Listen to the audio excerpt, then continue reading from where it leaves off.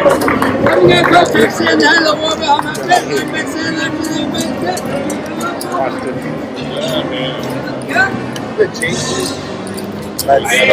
get a shooter here, huh?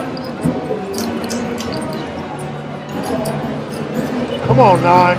Come on. 999, that's what that was not. He was not thinking.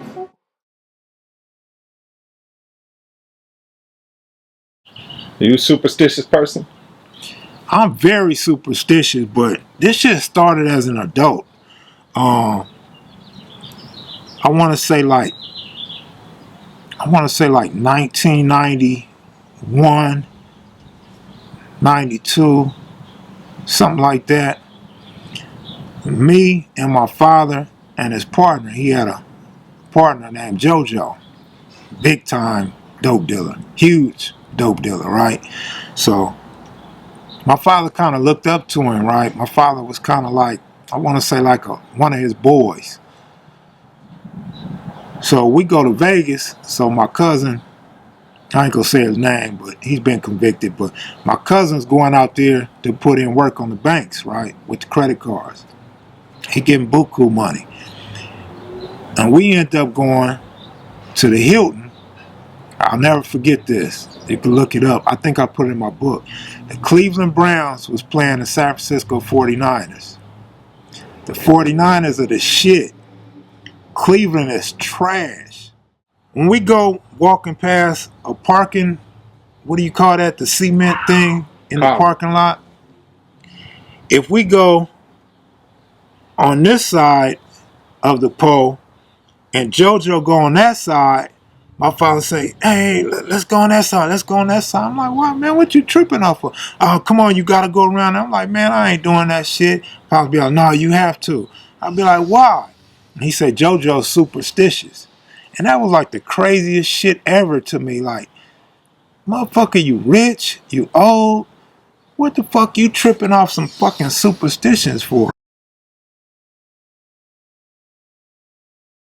But later on, I became very superstitious. And I want to say it came from that, but you could also say it just came from a long time of gambling. And I got a lot of superstitions, man. Like if I'm at a crap table, do not look at no fine bitch that walk by. If you look at some ass, some cleavage, some pretty feet, you looking at a bitch in some high heels, ass poking out, guaranteed losing.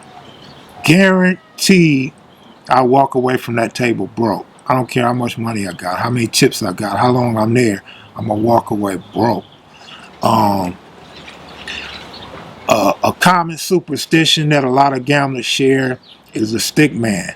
Like if you on a roll, you hit and you pass 7 or 8 licks, or you hitting the numbers, the field, the hard numbers, whatever it is, and the stick man holds your dice, like fuck your pattern up, that's a bad move. When they change the stick man when a roll is hot, shit's gonna go all bad.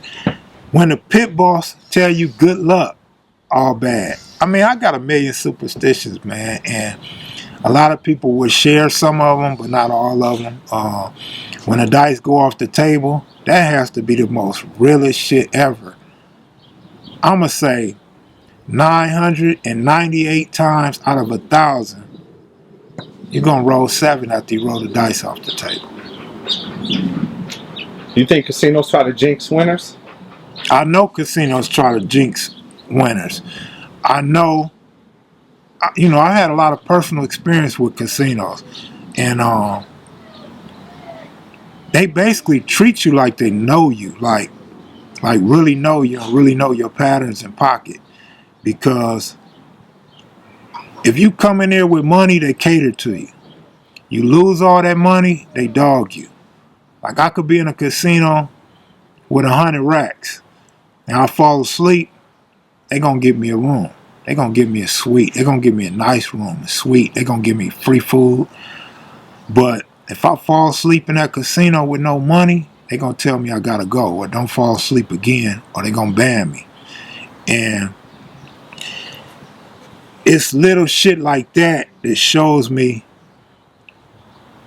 how dirty casinos can be. But to answer your question is, when you winning, they will slow you up. When you winning at a crap table, I'm talking about, they will have the drink lady come give you a drink while you rolling the dice. They'll say shit like, "Sir, you don't have your odds. Wait, hold on," and act like they catering to you, but really fucking up your whole vibe, fucking your whole momentum up. And so casinos are momentum killers. So definitely, I feel like they try to jinx winners. Do you think there's conspiracies going on in sports? I believe there's conspiracies involved in anything to do with gambling, because gambling, I haven't looked at the numbers, but I believe it's like $1 billion industry every year. And I know gambling is legalized in other countries now. And it's funny you asked that question, because now that they legalize gambling in the States, it's gonna be a lot of more crooked shit going on, because you could take an individual that might be making $1.5 million a year, right? That's nothing. He's on the side of motherfuckers making 10, 15, 20 million a year, right? So he looking at his lifestyle. He looking at the players around him that got these big old houses and able to take care of 6 or 7 kids in different states and all that type of shit. What type of cars they drive, and the jury, how they party, how they spend $12,000 on a dinner and shit like that. But this motherfucker want that type of money too. And then maybe he can't look out for his friends and family because he's not getting as much as some of the other players. So what's going to happen is somebody like that is going to tell a friend or family member, "I'm going to look out for you. I'm going to fuck the game off tonight. Y'all go bet on us or against us, however, whichever way the game is going to go." Another thing that's going to happen is you're going to have players, like you might have Steph Curry might have a swollen ankle, right? But it's not playoff time. So he don't really need to play on Monday night's game. Draymond might be tired, right? So what's going to happen is you're going to have somebody on the bench, or maybe even a star player, and he's going to let his friends and family know, like, these motherfuckers is hurt, or this motherfucker ain't playing tonight. And the reason why it's going to be such a big difference from how it is now, because you don't have to fly to Vegas to make the bet. You don't have to worry about getting in trouble for money laundering, sending money overseas. Now you just walk to the neighborhood casino, or walk to Inglewood, or wherever the casinos are going to let you gamble at, and boom, it's on. It's that easy. It's going to be that easy.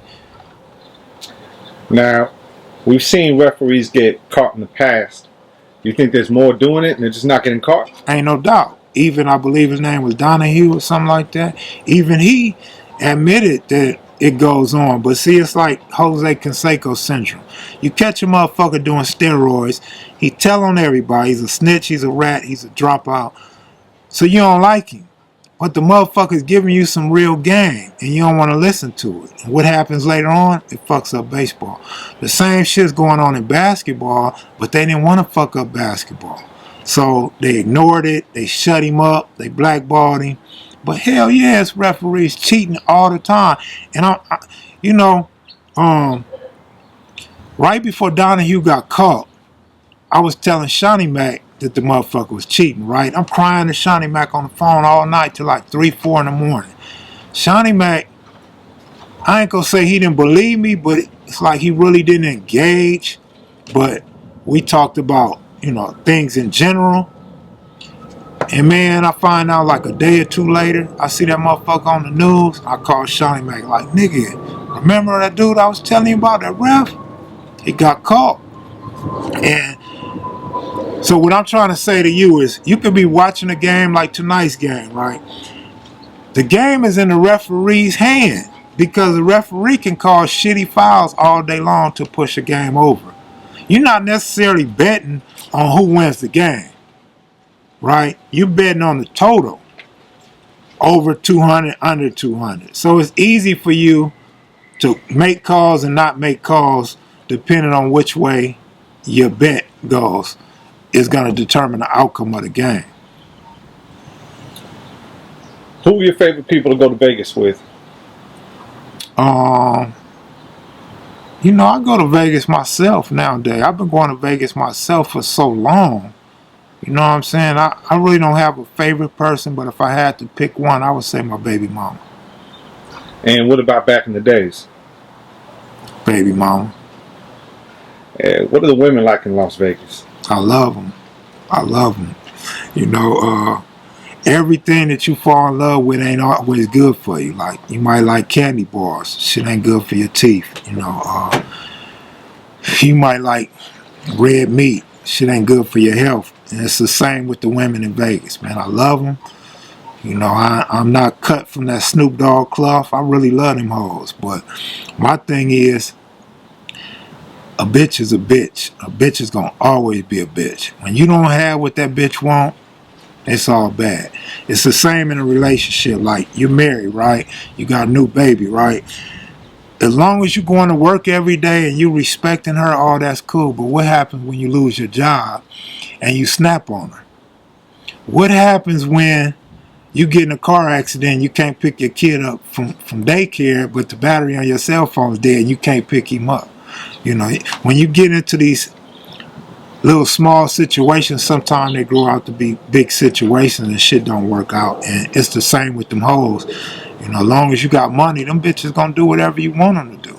But as soon as your ass is broke, as soon as your ass is short, as soon as your ass got something else to do, them hoes turn on you. How did gambling affect your relationships?